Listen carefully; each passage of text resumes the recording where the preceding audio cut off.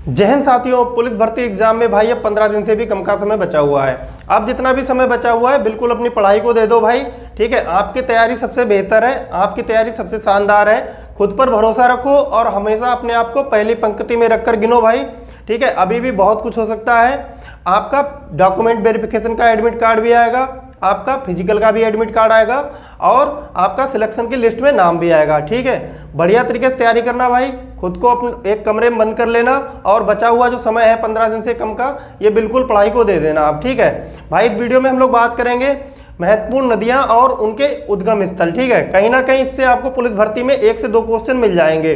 ठीक है, ये सारे मैं आपको ऐसे टॉपिक कवर करवाऊंगा जो पुलिस भर्ती एग्जाम से लगभग 2 दिन पहले आपको कवर कर लेने हैं। ठीक है, यदि बात करें भाई गंगा का उद्गम स्थल, गंगा नदी का उद्गम स्थल है गंगोत्री। ठीक है, गंगोत्री इसका उद्गम स्थल है।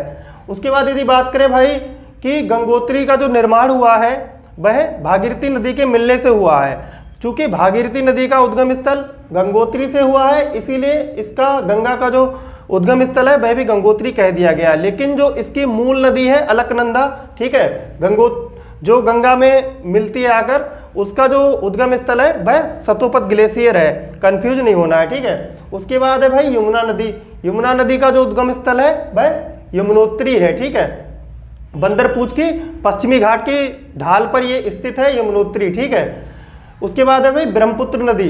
ब्रह्मपुत्र को नदी ने नदी भी कहा जाता है। ठीक है, इसका जो उद्गम स्थल है वह मानसरोवर झील है तिब्बत में, वहां से होता है। और मानसरोवर झील जो है वह एक चीमयांगदुंग नाम से ग्लेशियर है, उसके पिघलने से मानसरोवर झील का निर्माण होता है। ठीक है, चूंकि ब्रह्मपुत्र को तिब्बत में सांगपो नाम से जाना जाता है, सांगपो। ठीक है, और जब ये अरुणाचल प्रदेश में प्रवेश करती है तब इसको ब्रह्मपुत्र के नाम से जाना जाता है और बाद में बांग्लादेश में इसको जमुना कहा जाता है। ठीक है, और ब्रह्मपुत्र और जब गंगा आपस में मिल जाती हैं तब इनको मेघना कहा जाता है। ठीक है, ये याद रखने वाले पॉइंट हैं। और सबसे इंपॉर्टेंट पॉइंट क्या है ब्रह्मपुत्र का, कि जो विश्व का सबसे बड़ा नदीय द्वीप है वह असम में ब्रह्मपुत्र के द्वारा निर्माण किया गया है, जिसका नाम है माजुली द्वीप। ठीक है, ये आप बिल्कुल याद रखना, कभी नहीं भूलेंगे आप। उसके बाद आते हुए सिंधु नदी। ठीक है, सिंधु नदी का जो उद्गम स्थल है वह हो जाता है सिनकाबाब। ये भी तिब्बत में है, मानसरोवर झील के पास स्थित है सिनकाबाब। ठीक है,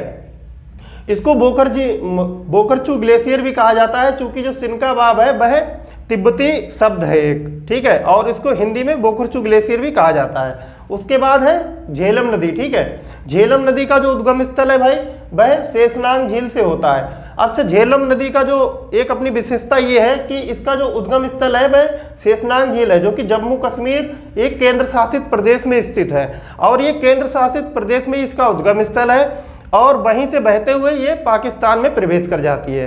ठीक है, उसके बाद है भाई चेनाब नदी। चेनाब नदी का जो ऐतिहासिक नाम था वह था अस्कनी। ठीक है, ये कहीं ना कहीं आपको ये सारे जितने भी संबंधित पॉइंट होंगे मैं आपको बताता चलूंगा। ठीक है, चेनाब का जो पुराना नाम था वह था अस्कनी। ठीक है, इसका जो उद्गम स्थल है वह बारालाचा दर्रा से हुआ है। बारालाचा दर्रा कहाँ स्थित है? हिमाचल प्रदेश में स्थित है। ठीक है, अभी जो दर्रे हैं उनसे भी संबंधित आपको एक वीडियो मिल जाएगा भाई। ठीक है, ये हिमाचल प्रदेश में स्थित है। उसके बाद आता है रावी नदी। रावी नदी का जो उद्गम स्थल है वह भी भाई रोहतांग दर्रा से होता है। ठीक है, और रोहतांग दर्रा ये भी हिमाचल प्रदेश में स्थित है। ठीक है, उसके बाद आती है ब्यास नदी। ठीक है, ब्यास नदी का जो उद्गम स्थल है वह है ब्यासकुंड। ब्यासकुंड जो कि रोहतांग दर्रा के समीप ही स्थित है। ठीक है, ये हिमाचल प्रदेश में स्थित है। उसके बाद आता है भाई सतलुज। इसका जो ऐतिहासिक नाम था वह था सतुद्री। सतलुज का जो ऐतिहासिक नाम है वह है भाई सतुद्री। ठीक है, उसके बाद आता है कि सतलुज का उद्गम स्थल कहाँ है, तो वह है राकसताल, जो कि तिब्बत में स्थित है। ठीक है, उसके बाद भाई नर्मदा। ठीक है, नर्मदा नदी पर एक धुआंधार जलप्रपात का निर्माण भी होता है। ये कुछ ऐसे पॉइंट हैं जो आपको याद रखने हैं। नर्मदा का जो उद्गम स्थल है वह अमरकंटक की पहाड़ियां हैं। ठीक है, अमरकंटक की पहाड़ियां हैं जो कि विंध्याचल पर्वत श्रेणी में स्थित है। अच्छा, नर्मदा नदी जो है वह अरब सागर में जाकर गिरती है। ठीक है, और ये दो जो पर्वत श्रेणी है उनके बीच में ये बहती है। ठीक है, उसके बाद है भाई ताप्ती नदी। ताप्ती नदी का उद्गम स्थल जो है वह बैतूल जिला है, बैतूल जिले में होता है मध्य प्रदेश से। ठीक है, उसके बाद आती है महानदी। ठीक है, महानदी, महानदी जो कि उड़ीसा में बहती है। महानदी का उद्गम स्थल है सिहावा, जो कि रायपुर छत्तीसगढ़ से होता है, ठीक है। उसके बाद है गोदावरी नदी भाई।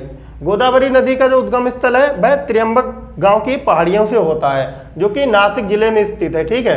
ये जो क्वेश्चन है ये 2018 पुलिस भर्ती में पूछा भी जा चुका है कि गोदावरी का उद्गम स्थल कहाँ है। आपको नदियां कोई 4 नदी दे देंगे और क्वेश्चन ये रहेगा कि किस नदी का उद्गम स्थल जो है वो भारत में है या भारत से बाहर है, इस तरह का क्वेश्चन भी दे सकते हैं। तो मैंने जो नदियों के उद्गम स्थल है उसके सामने उनका स्थान भी लिख रखा है, ठीक है।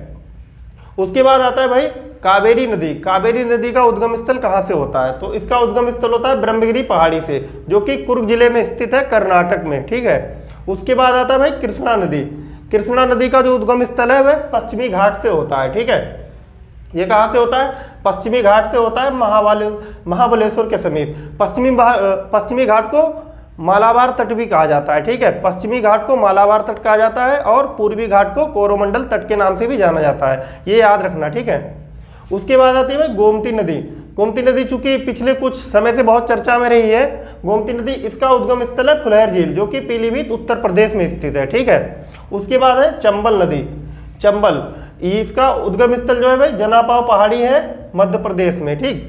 और अंत में क्षिप्रा नदी। क्षिप्रा नदी का मैंने यहाँ पर जिक्र इसलिए किया हुआ है क्योंकि क्षिप्रा नदी पर एक महत्वपूर्ण शहर बसा हुआ है, उज्जैन, ठीक है, जहाँ पर हर 12 वर्ष के बाद कुंभ का मेला लगाया जाता है। इसका जो उद्गम स्थल है वह काकरी बरडी, ठीक है, काकरी बरडी पहाड़ी से हुआ है। ये कुछ महत्वपूर्ण नदियाँ थी जिनके उद्गम स्थल और उनसे संबंधित जो भी तथ्य थे वो मैंने आपको बताए हुए हैं, ठीक है। अब आप कोशिश क्या कीजिए कि भाई ये जो नदियां हैं इनको कहीं ना कहीं एक जगह लिख लेना और एग्जाम से 2 दिन पहले इनको जरूर बिल्कुल कवर करके ही जाना है, ठीक है। हो सकता है कि आपको इन नदियों पर स्थित कोई जलप्रपात का नाम दे दे या उद्गम स्थल कहाँ स्थित है ये पूछ ले, ठीक है। और बढ़िया तरीके से तैयारी करते रहना भाई, बिल्कुल भी किसी डाउट में मत रहना। आपका फिजिकल डॉक्यूमेंट वेरिफिकेशन का एडमिट कार्ड जरूर आएगा, आपका सिलेक्शन होगा। खुद पर भरोसा रखना, कॉन्फिडेंस बनाए रखना, बढ़िया तैयारी करना भाई। जय हिंद।